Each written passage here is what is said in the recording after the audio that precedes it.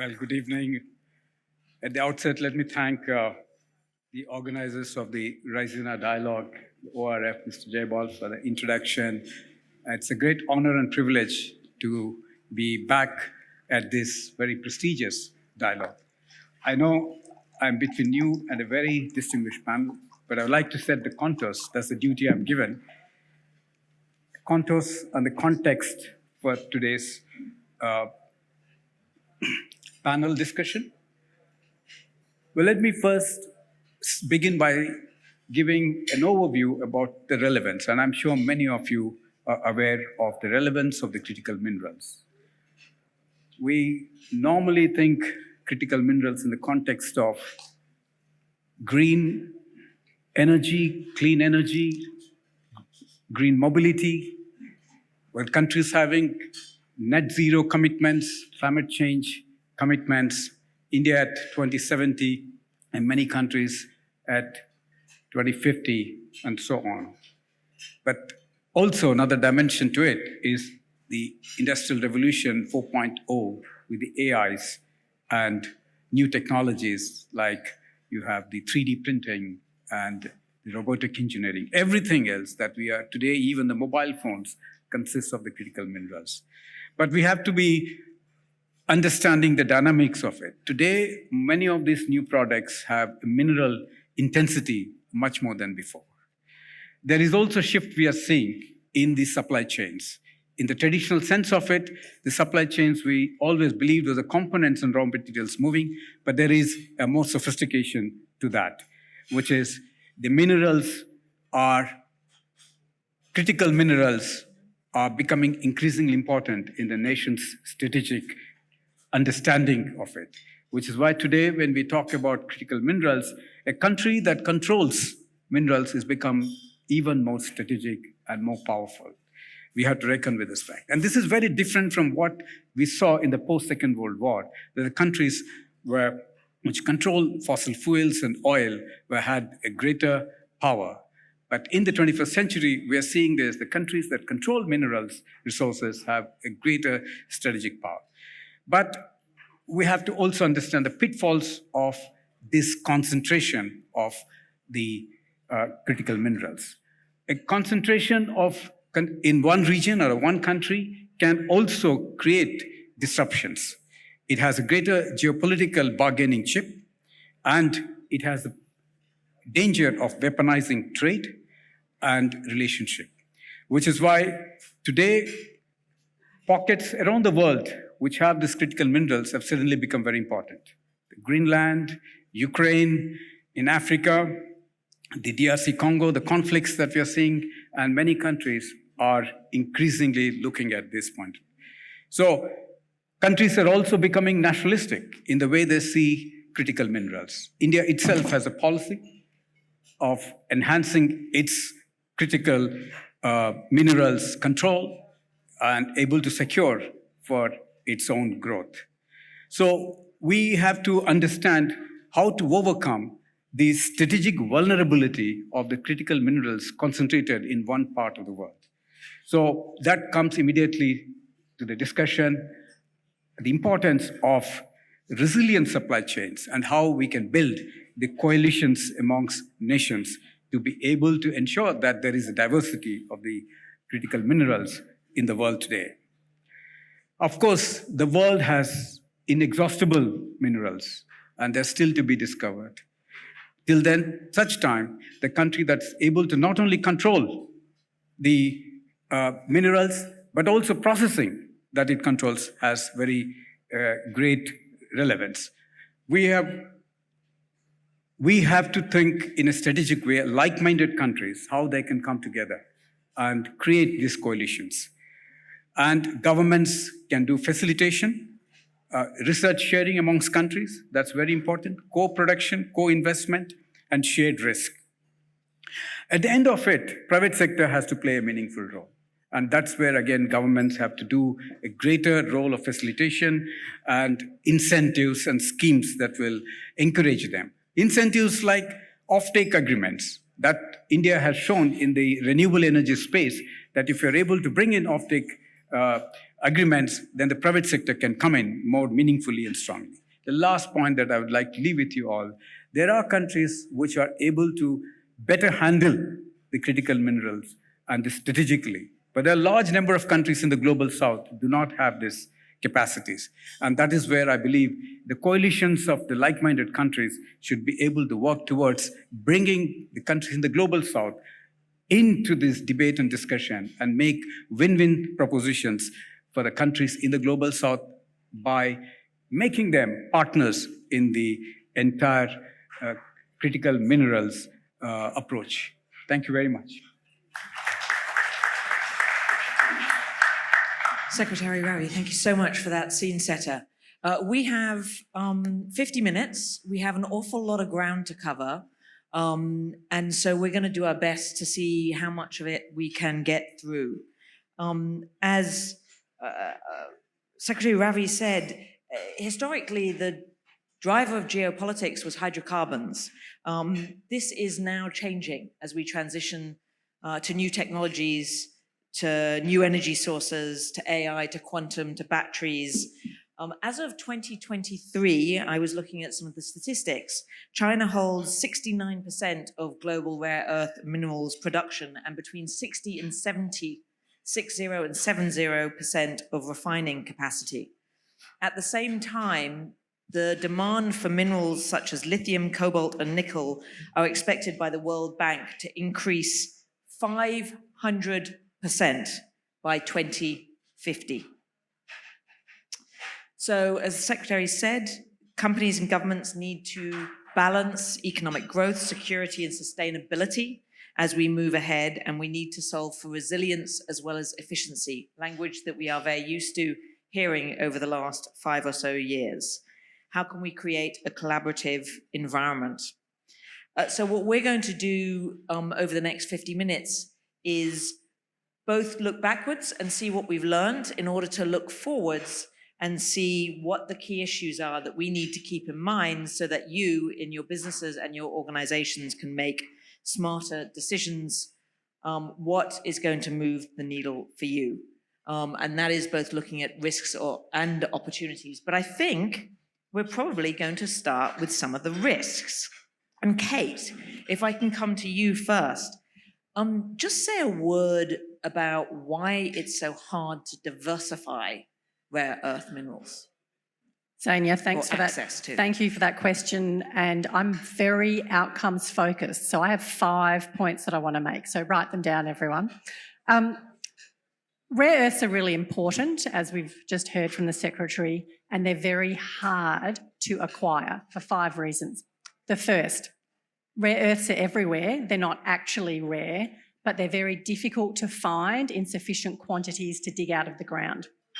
Second, it takes a really long time from the point of discovery to production to actually get a rare earth that you can use. So in Australia, for example, a leading mining country, it takes 15 years from discovery to production, and that's better than the global average. Third, taking rare earths out of the ground is environmentally damaging and it's difficult to process. So to get 1 tonne of rare earths, you'll get 2,000 tonnes of waste. Fourth, profit margins for extracting rare earths are really low. So that makes it very challenging, even for Australian mining companies with high risk appetites, to actually take a project to completion and to attract investment. The fifth big challenge, which I think some of my colleagues on the panel are going to speak about, is China, which, as Zania alluded to, dominates production. But I'm going to leave you with those 5 points to start with. Great start, Agatha. Excuse me, Kate. Agatha, let me just dig into the China question. Yeah, absolutely. So the fifth problem is that China is one of the players here in the industry, and the problem with China is that trying to diversify with China in the room or China as a player is like running a marathon with no preparation, and China is already 20 kilometers ahead, and you're limping. This is pretty much what it is about. The reason for that is that, of course, everyone speaks about the fact that China is subsidizing some of its industry, particularly its critical raw materials industry, and that is the case, right? But you have to add to that a whole lot of other factors that are giving China such a huge competitive advantage, right? One of it is scale. It's just got an enormous market, downstream market for some of those materials. The second one is history. It's been doing this for decades when we're starting, as I said, 20 kilometers behind in some respects. The third one is technology. The best, most cutting-edge technology for a lot of the extraction and processing is in China, relies on Chinese companies, and we don't have that available unless we cooperate with China in many cases, right? China has the skills, China has the know-how, China has the engineers that are actually able to put those technologies to use. It's got the efficiency in terms of its production. It's got the vertical integration that allows for margins to be thin in some parts of the supply chain, but very high at other parts, downstream parts of the supply chain. And so it makes it all kind of make financial sense for some reason. And it's got a lot of tolerance, of course, for non-market practices, a lot of industry concentration, a lot of company concentration, mega mergers to create super groups that are able to mine, process, and then transform those critical raw materials into actual industrial input. And so this is why this is pretty much a marathon with a very, very, very big lead time for China ahead of you. Thanks. We're going to come back to some of these themes, not least technology, financing, and this lead time. But I want to just cover a bit more ground before we dig in any further. And Tadashi-san, in this, shall we say, tightening global context in which we currently live, talk to us a little bit about how do we build the kind of alliances that we need to manage some of these contextual issues that have already been raised on the issue of rare earth minerals and access. Thank you, Jenny. Actually, let me start my experience on that rare earth on China. In 2010, the Chinese armed fishermen boats embedded into territorial water of Okinawa Prefecture, Senkaku Island, so that we arrested the captain of the fisherman's boat. And what China did is put an export ban on rare earths to Japan, and also that arrested innocent businessmen as hostages. They are using rare earths as a weapon, to weaponize. Therefore, we are extremely upset, and also this is a wake-up call. And also that we found that the extreme vulnerability against China, not just only rare earths, but also that critical mineral like nickel, for example. In Indonesia, the largest the reserve of nickel is roughly 40% of world share. But now in 2020, only 11 Chinese companies invested into in Indonesia. Now 120 companies. This is not motivated by the private sector. It is motivated by the leadership of the Chinese Communist Party. Without guidance from top leaders, the Chinese companies do not move. That's my experience. So we've got a little bit of a narrative here. We've got a whole load of problems, tough to access. China has the resources, and they're playing tough with those resources, as, let's face it, many countries might do in a similar circumstance. But I'm going to push you, if I can, a little bit. You spend your life trying to build coalitions and collaborations, right? So talk to us a little bit about the potential, because I want to make sure that this story isn't just about the risk side, but is also about the opportunity side. So can you just say a word about where you see the potential of kind of cross-national engagement is? Well, actually, 1 year later, 2011, that the Japanese companies, Jogmec, which is state-owned enterprise, and the trading company Sojitz jointly invested into the Liners, which is a Malaysian-based rare earth processing companies.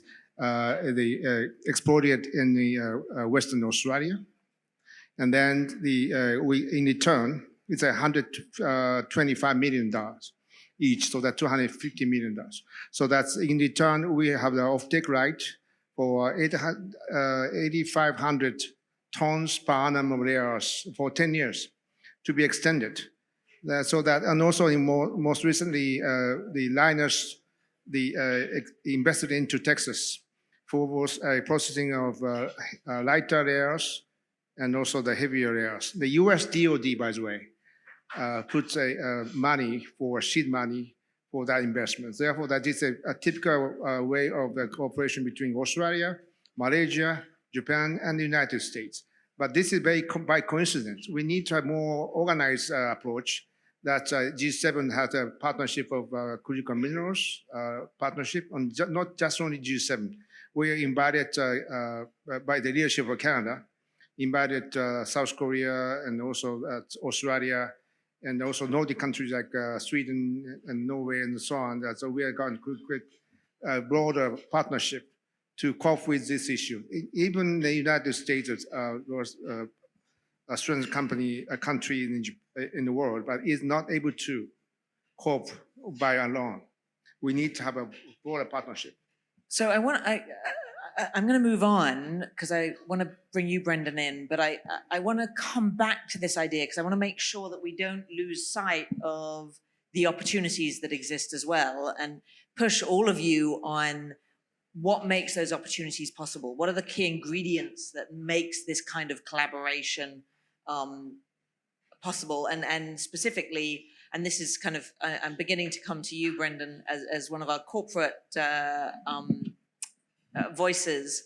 You know, what is it that governments, what is it that corporates need to do to make this kind of collaboration possible? But you're here, you know, as an Australian working for an American company living in the UK. I love the internationalization of this. Boeing relies very significantly on kind of stable access in part of its supply chains. Can you just say a word about how, in your experience, you've managed to retain these kind of stable supply chains and retain access? What's working? Relationships. It's been very accurately summarised. Look, we're living through the most consequential geopolitical realignment in our lifetime. It is, by any standard, the most complex operating environment for business, perhaps since the end of the Second World War. And if the COVID-19 pandemic did anything positive for us, it was to get us to focus on and understand the importance of our supply chains. In the end, it relies entirely on the relationships that we have. We are a proudly American company, but we are a global company. And 20% of our supply chain comes from outside the United States.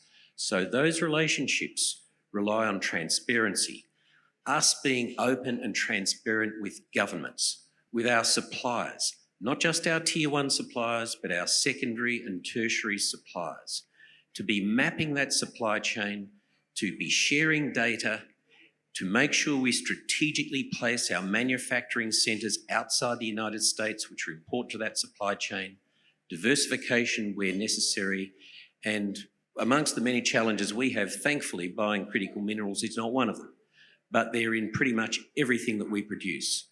Our major suppliers like Honeywell, magnets, electric motors, of course, rely very heavily on critical minerals.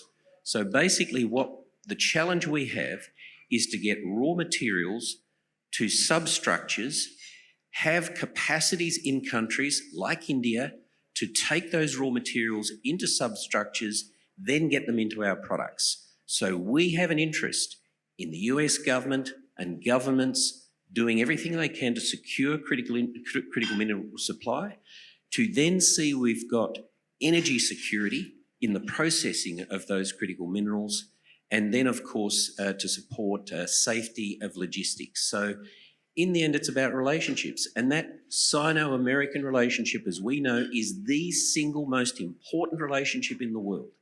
And the extent to which we are exposed will depend on how that relationship goes now under President Trump with President Xi. So it's complex, but it's kind of simple. It's complex, but it's simple. I love it. We've got philosophy up here already at whatever time. Agatha. No, I just wanted to pile on to what you just said, just to say it is one of the most complex moments for governments, of course, for businesses. Also because in what you describe here with, of course, the US second trade war, with the tensions that are mounting also between the EU and China at the moment, but all around the world, trade relationships are being weaponized and everything is getting more complex. Critical raw materials are at the very center of that struggle because they are one of the things that China has so much of and can leverage in those relationships and in those kind of escalating tensions, right? And this is why also the word of critical raw materials is getting so geopolitical at the moment, because it is precisely where China can hurt some of its partners, trade partners, and where it's hurting them already, right? So we've got restriction on gallium and germanium, complete ban, by the way, to the US. It's not just export licensing at this stage, right? It's a complete ban. You've got export licensing on a number of other critical raw materials, including graphite, of course, strict restriction. You've got restrictions as well on our efforts to de-risk, because China also holds, as I was saying, a lot of technologies, and it is licensing the use, international use of some of the technologies, right? So it can slow the pace of de-risking. It can choose tomorrow not to let us do the hard work of diversification, to put some of those billion investments at risk. And I think this is happening. And also because China is a price maker at this stage in the market, and it can just undo what we try to do. So I want to come back to you two on diversification, but before I do, I want to bring in one other topic that we haven't covered on. And Gopal, I want to come, Gopala, to you and talk about the kind of environmental side of this, because we haven't actually talked about that yet, except for a brief mention by Kate. Can you say, you represent Hyundai, and I know that this is something that is dear to your heart and your company's heart, if you will. Can you say a little bit about how you think about the sustainability side, the environmental side of this, and how you manage now it? The RE, rare earth elements, are the backbone of the modern technologies. So as a responsible mining or processing companies, they should have implement the best practices by means of collaboration and partnerships. As a basic principle or protocol to achieve the responsible mining or any other processing or refining processes, first thing is they should stick to proper environment management procedures. They should have minimum impact on the land, air, or any other biodiversity, and so that they will have a very cleaner production technologies.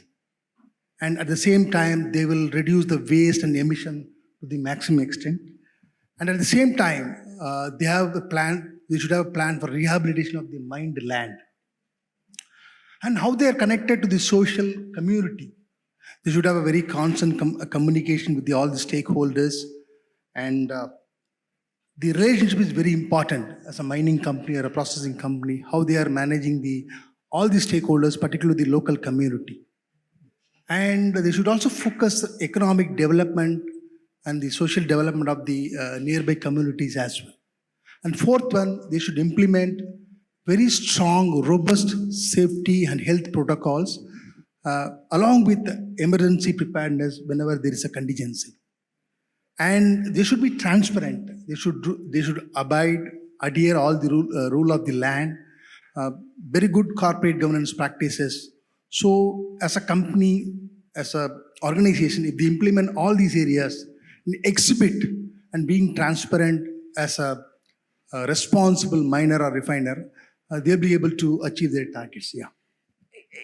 There's a word that's come up now in different aspects from both you, Gopala, and Brendan, which is transparency, and it's a word that I want to come back to in this conversation because it clearly is a central part of how do we manage this. But I do want to come back, Kate, if I can, just to this question.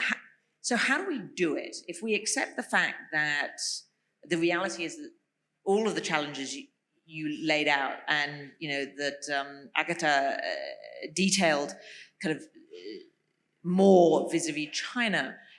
Tell us a little bit about how you think about us actually doing this diversification, if such a thing is possible. So Tadashi-san actually mentioned the premier global example of how this diversification can happen, and the key word is partnership. So the company that Tadashi-san mentioned, Linus, is an Australian company. At this point in time, there's a few countries that are seeking to process rare earths, but the only company outside of China that is processing rare earths in significant quantities is Linus, and it is doing so through the support of the Japanese government, through JOGMEC, through a decision that was made in the 2010s because of China's economic coercion against Japan. Japan made a far-sighted decision to diversify by supporting an Australian company. So now that company processes rare earths in Malaysia. It is starting to process rare earths in the US. The Australian government is supporting it to process rare earths in Australia. So that is a really good example of the time period that it takes. We're getting to that 15-year time period, and the partnership that it takes, because that is a serious partnership with Japan that has allowed that to happen. Can I just put two things on the table and welcome anybody to comment on them? You raised the issue of financing, and I'd love to hear a little bit more about financing. And Gopala, you talked about technology. And so can we talk a little bit about the technological opportunities? But Tadashi-san. Finance perspective that we now have to comply with that kind of ESG, and also that to minimize the negative damage on the environment. But this is a very critical issue. However, that China does not take this issue more so seriously, because in processing and smelting, there uses a lot of toxin and acid in the processing. Therefore, that if China continue to pay any attention to the negative damage on the environment, this is very bad. So that we need, you have to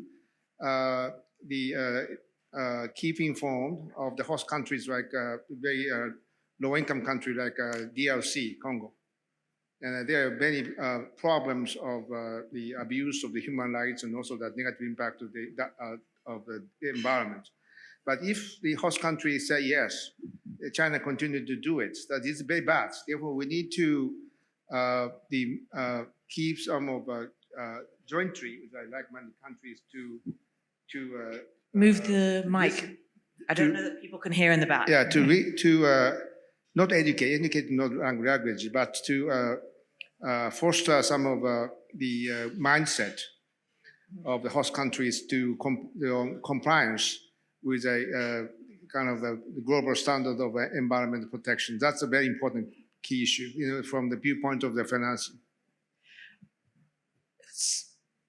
Agata, you had I wanted to add three things on just the policy approach. And of course, cooperation is extremely important. Financing is very important. I think it's key to understand that because it's hard, businesses won't be able to do it themselves. And so you need to help them through policy and through support.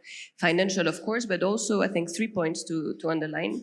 The first one is especially for critical raw materials, rare earths, among them, you need to have a full supply chain approach, because you might be mining more rare earths in like-minded nations, you might be processing them in like-minded nations, but what if they're then integrated into industrial inputs that are then assembled in China? And for a lot of the downstream supply chains here, we're speaking about industries that are dominated by China: clean tech, solar panels, of course, wind, batteries, EVs, all of the above, right? And so you have to have a full kind of supply chain view on what you're trying to achieve, and you need to have, and this is where it gets hard, but you need to have support for the rest of the supply chain as well, because if you're going to make critical raw materials more expensive, then you need to help your wind makers, because you're going to want them to also succeed, your EV makers, because you're going to want them to succeed as well.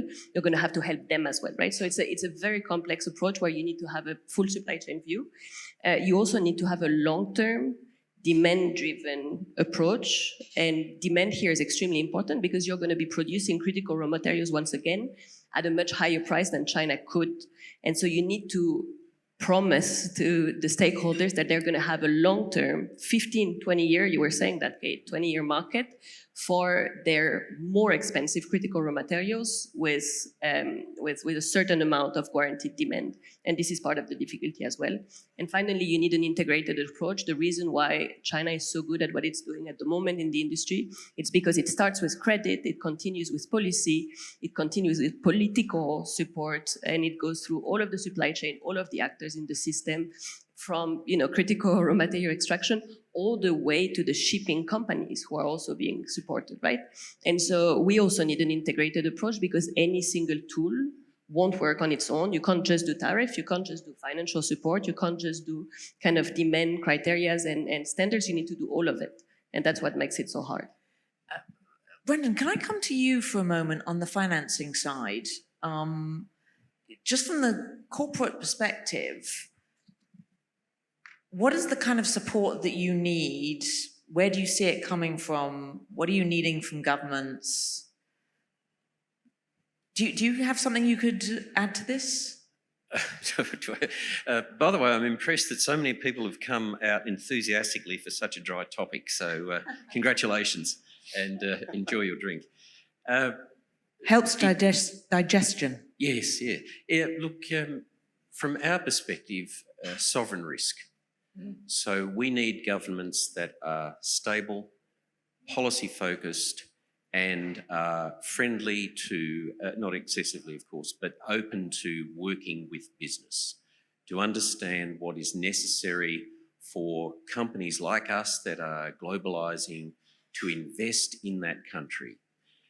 Increasingly, we are looking for and receiving, for example, in India, co-investment and co-development.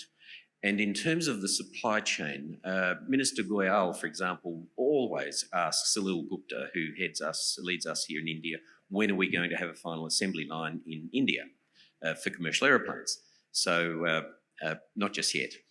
But what we do need, and where India can increasingly come into our key supply chain, is in substructures, in landing gear, in avionics, in composites for wings, and increase the investment with us in AI-led manufacturing, in autonomy, in high-tech processes, the work in metallurgy and nanotechnology and sustainable materials. That's the kind of investment from our point of view that we're happy to co-invest in to build up a very significant part of a sophisticated part of the supply chain in a country like India. The other thing I'd say is that in the fair trade agreement that India is now pursuing with the United States government, we can see that the United States has a lot to bring in terms of technology to India. India with its raw materials and mining technology, I think we can hit a sweet spot in terms of aviation. And I know you're going to cut me off, Zania, but the last thing is regulatory alignment. It is the worst thing in the world for a global company when one country has this set of rules, another country has that set of rules, and I can tell you when planes are flying people around, they don't see it that way. I have to say the shopping list is getting very long. Tadashi-san. Yeah, one point I'd like to point out that in my conversation with a former Biden administration White House guy named Amos Hochstein, the Deputy National Security Advisor at the White House, requested me to support jointly with other like-minded countries on so-called Lobito Corridor, which is a corridor between Zambia, Angola, DRC. And the US DFC, which is our kind of sister companies in US side that's provide financing for railway connectivity in Zambia. And I talked to World Bank President Ajay Banga on this issue. And Ajay, why not to take World Bank is multinational player, therefore that you are only institute to take a risk of DRC. But he's very negative. He's very negative. He said, no, it's not so likely. But if the World Bank is not able to take a risk, who take a risk? That's a key issue. So that's they have not just IBRD, so they have IDA, other some of our institute in the World Bank Group. Therefore, that we need to more find collaboration between the multinational and the bilateral lenders and creators like JBIC and the USDFC and also private sector. That's like a kind of a combination of three must be jointly orchestrated to work on it to mitigate the risk of those countries like DRC. There's something really important here about how institutions, be they governments or corporates, think about risk and how do they judge that risk that I think is key to this conversation. Go ahead. Can I give a case study on that, actually? So just last year in Australia, the Australian government understands very well the need for diversification, and to be honest, so does the mining industry, but they still need investors in their projects. So a West Australian rare earths company, Northern Minerals, can't keep going unless it has investors, and so it had the offer of a 51% ownership from a Chinese investor. Now, the Australian Foreign Investment Review Board blocked that investment because they felt that this doesn't further our aims of diversifying the sector, but the company still doesn't have an investor. So this is a really kind of hard rub point between government policy and the business reality. It's not easy to solve. That's a superb example. Thank you for bringing that up. Kapala, I want to bring you back in because you and I were having a conversation earlier today about the human side of this. And, you know, I want you to take us, if you would, into the business side. And how do you actually get the business, how do you get the people, the humans, the employees actually living this and delivering in this very, very complex world? And you said something that struck with me, and correct me if I've got this slightly wrong, but Hyundai was voted the #1 manufacturing business in India, is that right? So make it real from us from a very corporate perspective, if you would, both the human and, if you could, the technology side of it, and how do you integrate those together? Because that's a theme that's come through the last 24 hours. Yeah, as a smart mobility solutions provider, we are here since last 27 years. So we are leveraging two fronts. One is how can we leverage the advanced manufacturing technologies to improve our competitiveness. At the same time, we have almost 16,000 plus employees in our two plants at Chennai. And how can we engage and develop our employees? How can we make them future ready? So in terms of technology, we identify the gaps, and we have deployed various digital solutions in some of the many verticals, for example, maintenance, supply chain, and quality. Now, how can we leverage the data? We get almost 40 billion data points every day. So we have got almost 50 plus data scientists. We have trained them in some of the premier institutes like IIT and IIMs. So these data analysts, they process the data and they find out proactively the failures, and that prevents a breakdown. And such data analytics projects are also being implemented in quality as well. And when I'm talking about the employees at the level of associates, we run a program called My Place, My Pride. What we did in 2016, way back, we have assembled almost 300 plus workers, the shop floor workers and supervisors. We have implemented a program called large-scale interactive process, wherein we have asked the employees to visualize the company in future. So to visualize a best company, what are their inputs and what they want from the company. So based on these inputs, we made a common platform, and we have nominated some of the high potential workers and supervisors and ambassadors in all metrics of productivity, quality, and smart and cost trends. These guys take the message to all the employees, and they do audit, they do the process study, and they implement various solutions. They know the ground reality of the shop floor.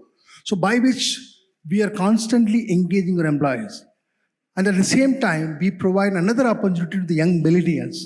Suppose I have the gap points or the operational issues. How can I align those issues with the latest technology solutions? The young millennials provide some of the best technology solutions to improve our operational efficiencies. So this is called a visionary vault platform.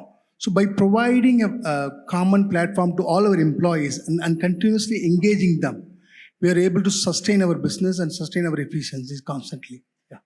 That's fantastic, because there's such it's even as we talk about the international affairs and the corporate institutional side, we need to think about the human side of this as well. There's one more issue I want to put out on the table, but then I'm going to come to you. This is a very big room. Raise your hands. I'm going to take 2 or 3 questions at a time so we can cover a lot of ground. I see the lady at the back. I see the gentleman here on the second table. So catch my eye. But I want to put one more issue out on the table before we go to the floor for anybody who wants to pick it up. I'm really surprised. I don't think anybody has used the word kind of recycling, circular system, and apologies if I missed it. Can somebody just say a word about Tadashi-san? Yes, this is very important topics actually. We use a e-waste for material recycling to extract the rare element, also that lithium, cobalt, and so on from a used battery, used GPU, and so on to recycle. That's a very, this is the agenda for us to very near future. We're now going to create the fund, jointly Japan and India, on that the recycling and circular economy fund. We did with the NIF of a $600 million fund. We deployed half of them, $300 million. And this is a focus on the more conventional type of renewable energy and carbon neutrality related industry. But now we are moving on to next stage. Next stage, recycling. This is also that serve as a ocean health, using recycling of single-use plastic, and to not using a chemical recycling. It's a material recycling, so that no toxin, no negative impact on the environment. So it's very important. That's not just only India and Japan, but also we need to invite more partners from like-minded countries. Back to collaboration, I love it. So there was a lady on the back, yes, absolutely, please. And then this gentleman here on the second row. And then I do know some of your names. I am intentionally not using your names, so I don't offend anybody. But this lady, first of all. Great. I'm so glad you got onto the circular economy topic. That was going to be my question. So one of the first responses of Japan to the geopolitical tension in 2010 that was mentioned was to invest in R&D, in better recovery, recycling, separation, so that you could diversify in materials that you already have. But the question is, why is this not optimized? Why haven't we absolutely maxed out this option? You know, the sort of ore grade of rare earth elements in e-waste can be higher than that in ores that that are profitable to mine in mining. So that's my one question. Okay. And secondly, if we want to optimize it, is it the manufacturers that have to make those products, or is it their responsibility to take back the products so that they can manage that waste stream really well, or to design the products better so that those materials can be taken out? Fantastic question. Thank you very much. I'm going to collect 3 questions and then people can pick up what they want with short answers, and we're going to go back out to the audience. This gentleman here. Is there a mic for this gentleman? Yes, wonderful. And then the gentleman there at the side. Thank you. Excellent panel. And sorry, can you also say who you are? I apologize, Yes. I should have asked you. My name is Bharat Ramanan. I'm Group Director for Geopolitics at DP World. Geopolitics has come up in the panel a few times already. And I'm curious to understand, because the race for critical minerals, in a sense, is reminiscent of what we saw in the race for oil supplies back in the day. And I just wonder if the panel can reflect on what commonalities or differences you see between both those races, and what the world ought not to do in this battle that's heating up geopolitically. I think we're seeing some of those examples play out even today in the DRC, for example. But I just wonder if there are any lessons that the world can take from what we saw in the oil wars, if I may use that term. Thank you. Great question. And then at the side there? I'll come to you in a second. Is there a mic? Can somebody... Okay, Steve, just stand up and wave madly, and then they'll find you. Yeah. Somebody will find you. This gentleman over here, thank you so much. It's the trouble with a big room. Hi, Steve, thank you, Zhenya, great panel. I'm Steve Clemens, I'm editor-at-large of the National Interest. I am interested deeply in the geopolitical side of this, because those that are deep into this, from whether you're in Washington or UK or in Tokyo or Beijing, they look at it as a zero-sum game, that there's a scramble out there. And most, Eric Schmidt, the former CEO of Google, says China's already won the critical mineral space, particularly in EVs, for instance. If you sit down with leading AI CEOs and you ask them what is their up at night issue, some of them will say copper is their biggest issue. And they see a finite race. It can be expanded depending on how you look at it. But part of this challenge has been global justice issues, human rights issues, the questions about slave labor, child labor, practices, etc. You know, you have in the DRC a lot of controversy. You have Glencore with mines that operate next to mines from China. Yeah. And the profile around human rights is very different. So my question is, as you see what I see, which is a shrinkage away from ESG, a shrinkage away from many of these global justice and social and global norms issues, do we have a Wild West that is blind to social and environmental impacts, and something that is really something more like the early days of mining in Arizona and Nevada without any rules? So is that where we're going? Great questions. We have three wonderful questions. You can answer them or you can stay silent and I'll go back to the audience. Why has recycling not been maxed out and who's responsible? 2, race for critical minerals is like the race for hydrocarbons. What have we learned? What can we do better this time? And then, of course, I love it. We have a zero-sum Wild West. I'm going to start from this side. Yes, go ahead. And then I have a couple of quick points on the entirety of the questions. First, circular economy, very important, but the International Energy Agency estimates that the world needs to at least quadruple its production of critical minerals, which includes rare earths, by 2040. So recycling is not going to solve that problem alone. And then what's different in the geopolitics? I think it's China and its disinformation. So again, going back to Linus, China ran a heavy disinformation campaign. Look it up, Operation Dragon Bridge, to build a community opposition in the US to its processing plant, and they almost succeeded. So that's a big, big difference. I want to come back on so many of those points, but I'm going to resist. Agatha, and then... Yeah, just very quickly on why the recycling strategy was not maximized. I think that first and foremost, because for a long time, the risks were not obvious, right? It was Japan and it was only Japan. And a lot of people felt safe that it was only Japan, unfortunately, right? And that it wouldn't happen to Europeans, in particular, Germans and others, right? And so it felt like a very kind of isolated moment and incident. There's an old French movie called La Haine, and during the whole movie, the guy says, "Jusque-là tout va bien," until now everything's going right? And I think for a long time, the business community was in that kind of mode, thinking until this point, everything's going fine. And so business as usual, let's go, right? And geopolitics is there, but it's not affecting us yet. So I think part of this was the price. I mean, the price of just China produced, China made, China processed, China refined critical raw materials is just unbeatable. And so at some point, there's not a lot that can be done about it. And there's no geopolitical risk premium yet. It's starting to appear, right, in company thinking, but it wasn't for a long time. And then fear of retaliation, right? If you start de-risking, then what does China do to your China operations, to your China supply chain, to your China interests, right? And I think this is a big one actually in the room. And then on the point on the Wild West, I think there's two ways out there, right? I mean, clearly even Europe is saying we're gonna allow much faster permitting, we're gonna start allowing mining to come back again. In Europe, something that was very, very far away. So there's kind of a race to the bottom to some extent. I mean, in Europe, it's still a race to a very, very high bottom because it's Europe.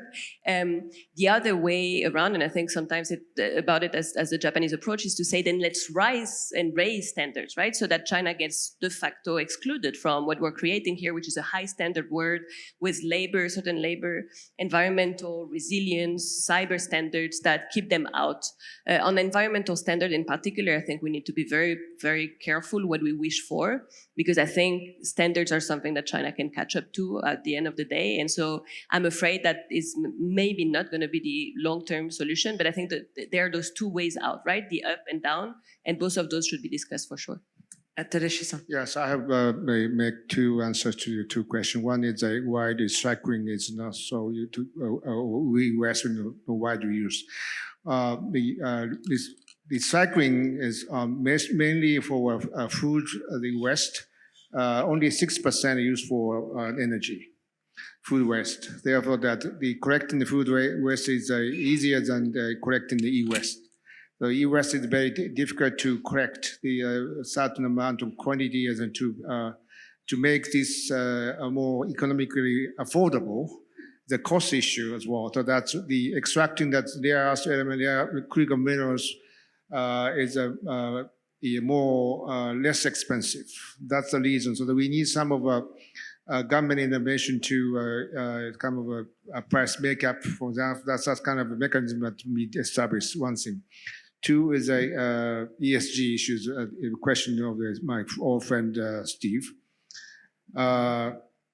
For example, that PV solar panels that in Uyghur, for example, that's a very not almost similar case of the DRC Congo, the abuse of the child labor and also the forced labor. That's totally the counter to ESG. Therefore, that's if the trend is now back off. This is good for China, but probably it's not good for like-minded countries. Therefore, we need to keep up this ESG agenda. I don't think we've answered all the questions, but we've done a first stab. Can I ask a question? Hi, this is Karan. So Just one question specifically. but yes, Sure. Sure. Go ahead. A So- quick question, and then this gentleman here at the front, and then this gentleman here. Sure. Thank you. I heard the panel on the diversification of supply chain. My name is Kanesh Kaur. I run a think tank called India Future Foundation. I wanted to ask the panel a question specifically on black mass.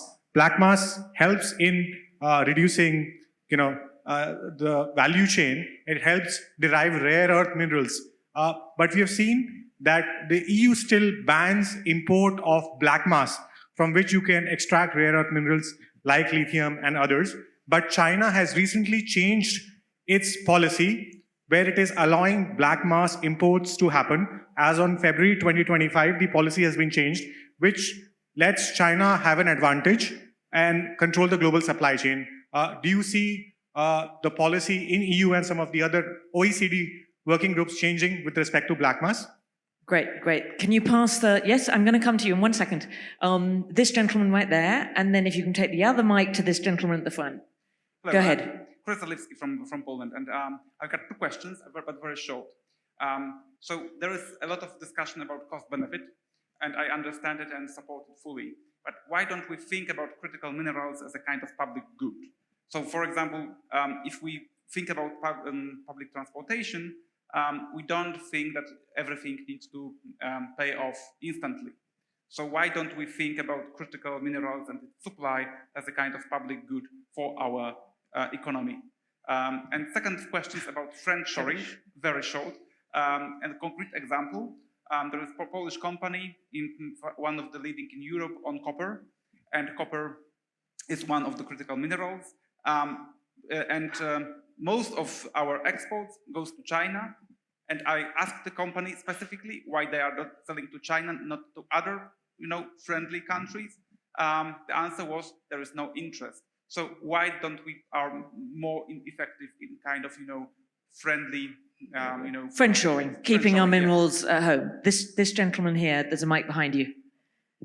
Thank you, Madam Moderator. I am Ayanshu Mitra. I'm a foreign affairs journalist and also a scholar, fellow with a Global South think tank called COGS. My question would be, Madam, we have seen the hamartia of a president of an embattled state, Zelensky. We have also heard the slogan, drill, baby, drill, from President Trump's corner. What would be the critical thinking on minerals in countries like Afghanistan to Venezuela? Okay, we have 4 questions. We have 3 minutes. So I'm going to maybe start with you, Tadashi-san, and just come down the line. Answers to any of the questions and any final comments. And you probably, I can't do the addition, but it's about 40 seconds a person. So. Well, I think that I have some brief discussion with President Trump at Mar-a-Lago. He's aware of the importance of the critical mineral supply chain, and also he underlines the importance of recycling. That is a very simple observation for me. So he understands that, but his style is quite different from his predecessors. That's a very blunt. So we need to take a moment to take a look at the show. Thank you, Brendan. The number one impact, positive and negative, on our business is geopolitics. In many countries, it's also domestic politics. Recycling from our factories and their building, water use, energy use, waste management, the building of planes, right through to the very end, and then those planes at the end of their lives, recycling is, all I can say is, in our DNA in every part of the process. On environmental sustainability, ESG, we are very committed to it. I am responsible for all of Boeing's operations outside the United States, and I can tell you that our social license relies entirely on this. And in every country in the world, the 65 countries in the world where we operate, we not only meet whatever the standards are in that country, we work to our standards in exceeding them, whether it's the treatment of people, whether it's treatment of the environment, and comparing critical minerals. They're called critical for good reason. And what happened with the oil crisis in the 70s, we need to be sober, evidence-based, and to the extent that we can, see that countries and governments work together. Like oxygen, it is a public good, but it's not seen that way by some countries. Thank you, Brendan. Kapala, final. Yeah, from the concentrated supply chain, partnership, alliance, and collaboration will help us to benchmark the global best practices, at the same time de-risk this entire supply chain. Whether right from the mining to refining and processing or assembly, if you are able to leverage the technology to optimize the parameters, it can definitely reduce waste and emissions and improve our efficiencies. That's it. Thank you very much. Agatha. I actually don't have much to add, so I'm going to give you my 10 seconds. My final thoughts: China floods the market and drives the price down. So I think there's a strong argument for partnerships between like-minded countries to set floor prices.